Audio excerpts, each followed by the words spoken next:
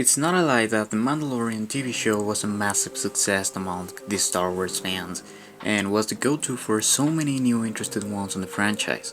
Whether if it was for Baby Yoda or the accessibility to the show without needing to watch any Star Wars related stuff, the amount of new audience was quite big.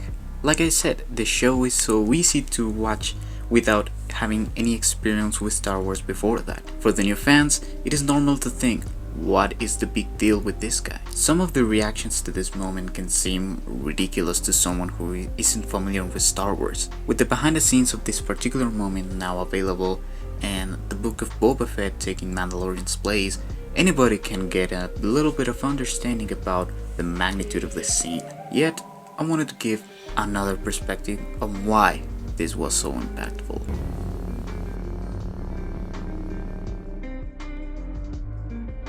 First, we need to bring something to the table. The characters in the scene.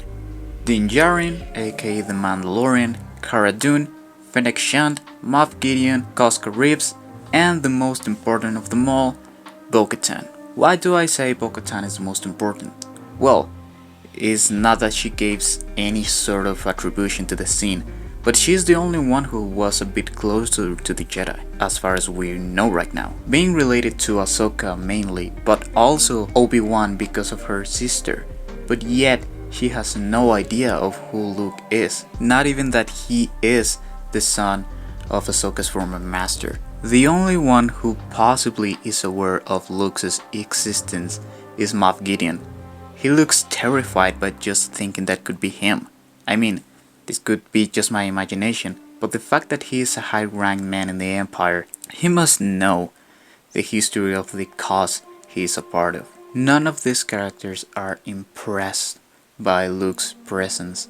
Even though they know the stories about some wizards called Jedi, they have no idea of what Jedi is taking Grogu where he belongs. That could be interpreted as a new audience. Those who are not familiarized with Luke can be more related with the Mandalorian and company's reaction. Of course, I don't think this was intentional, but I do think it's a really cool coincidence. If there is something that provides even more hype to the scene, that has to be R2-D2. In the 30th episode, The Jedi, Ahsoka says that Grogu was raised at the Jedi Temple. Came from the temple. Now, let's remember that Grogu is 50 years old, so he lived during the most important moments of the Clone Wars and the Galactic Civil War. It's very likely that R2 recognized Grogu, to say the least. They probably saw each other more than once at the Jedi Temple, and that brings up something very heart-touching to this moment. Even though if they don't know their names and are only recognized by appearance, R2 looks excited and happy to see him again, and Grogu looks at R2 like probably finally seeing something from the Jedi Temple again.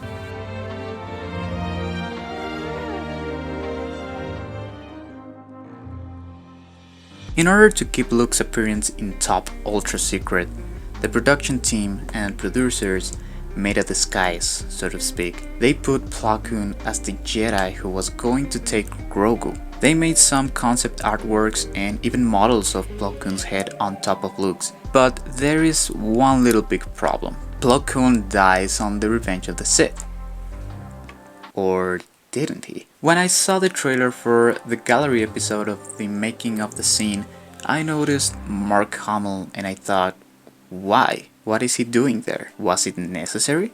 At the beginning, I wasn't so excited to see Mark back in this way, and to be honest, I still feeling that way after watching the episode. But now I do understand why he had to be there. To be honest with you, when I saw Luke, I didn't go crazy like some others, and I'm going to dive into that later in this video.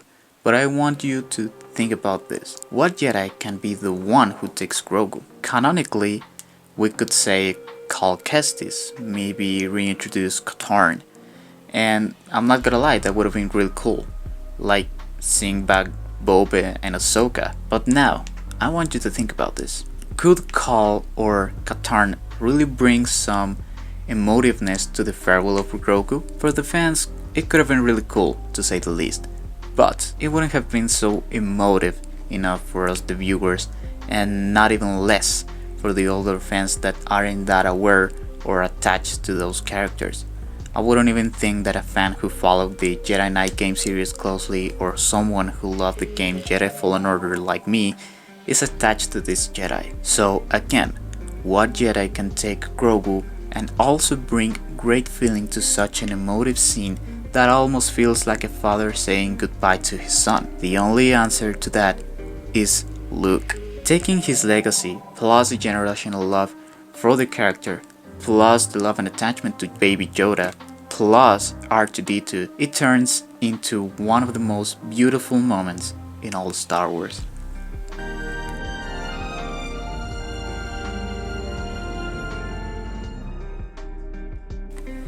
But I haven't mentioned Mark yet. Why did he have to be in the set in full Luke costume? Well, he played Luke. Only he knows how to be Luke and how to teach someone younger than him to be Luke. I'm sure that if Mark wouldn't have been there, the result could have potentially gone a bit wrong. From the face, the body, the moves, the attitude, the way he talks, the way he fights. Dave Filoni said, if any of those things fail, it's going to derail the rest of it. And that comes with a very simple, but yet very difficult question to answer. What makes Luke Luke? And everyone can have different answers to that, but what is brilliant is that Favreau, Filoni, Abigail Keller, Peyton Reed, and pretty much everyone who works in this scene managed to condense an answer with Hamill's assistance, at least for what makes Luke from episode 6. I'm pretty sure that every Star Wars fan has been through this. You're going to know someone and Star Wars goes into their conversation, and the other person says, I've never watched Star Wars. First of all, inside you go, she's never seen Star Wars? But suddenly the other person says, I've only heard the song of the bad guy, and you immediately know that he's talking about the Imperial March. That is how John Williams' score has reached so many people. In the words of Jon Favreau, never underestimate the importance of John Williams. And I say, John Williams is the man! The soundtrack for The Mandalorian was made by Ludwig Göransson. While he gave a new vibe to some of the musical pieces in the show, it still sounds like Star Wars. But one thing is sounding like Star Wars and the other thing is being John Williams. Throughout the whole show, we never listened to any John Williams music. Yoda's theme appears in just a split second when Ahsoka mentions him, but not in full instrumentation, just in the form of a leitmotif. A wise Jedi Master named Yoda. The very first time we listen to any John Williams music on The Mandalorian is when Luke discovers his face, and that small part makes the scene so powerful.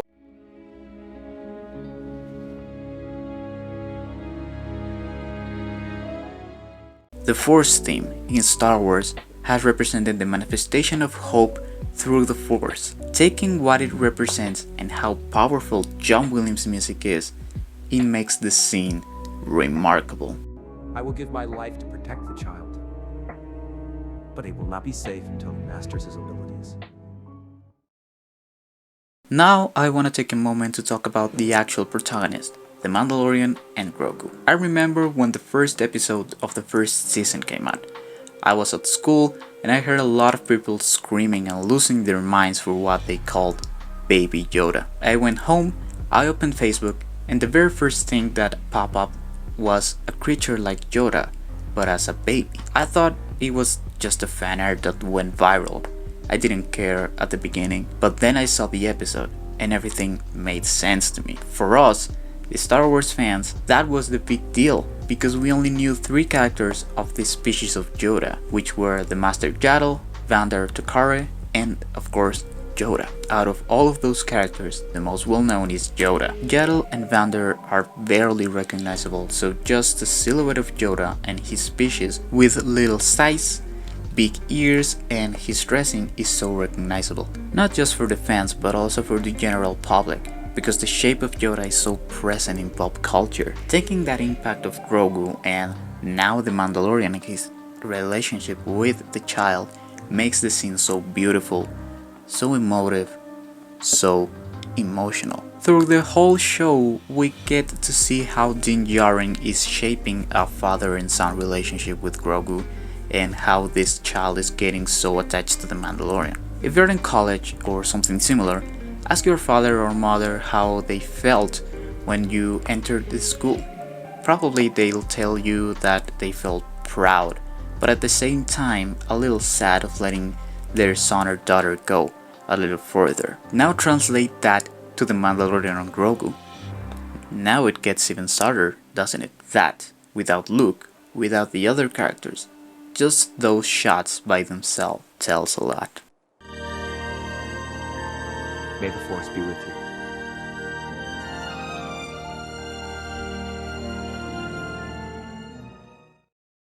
This is the part where I get a little too much personal. I was born in 2002, just a month later from the release of the Attack of the Clones. Star Wars has been with me pretty much during my entire life. I grew up with the prequels and Clone Wars, with Anakin, Obi-Wan, Rex, Ahsoka. That's why I'm more excited for the Kenobi show. That's why I didn't go all crazy for Luke and the Mandalorian. I love it though, but again, that's a product of how I grew with the franchise and the character. Now imagine those fans that have been there since the beginning. 1977, Star Wars saw the light of day for the very first time. Maybe your parents or grandfathers were there. They tell you that was a huge game changer for the science fiction movies.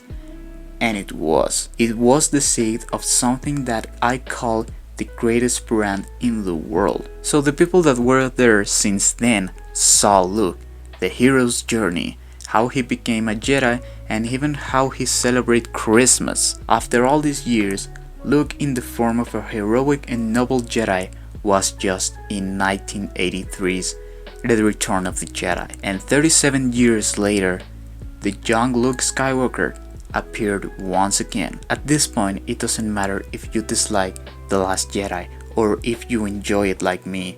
What matters is that every single Star Wars fan got excited again. No division, no mockery, and even more amazing, a lot of people joined the Star Wars train with The Mandalorian. Star Wars is for everybody, young, old, girl, boy, kids, elders. Star Wars is more alive and better than ever. And that's why the Mandalorian finale was so impactful.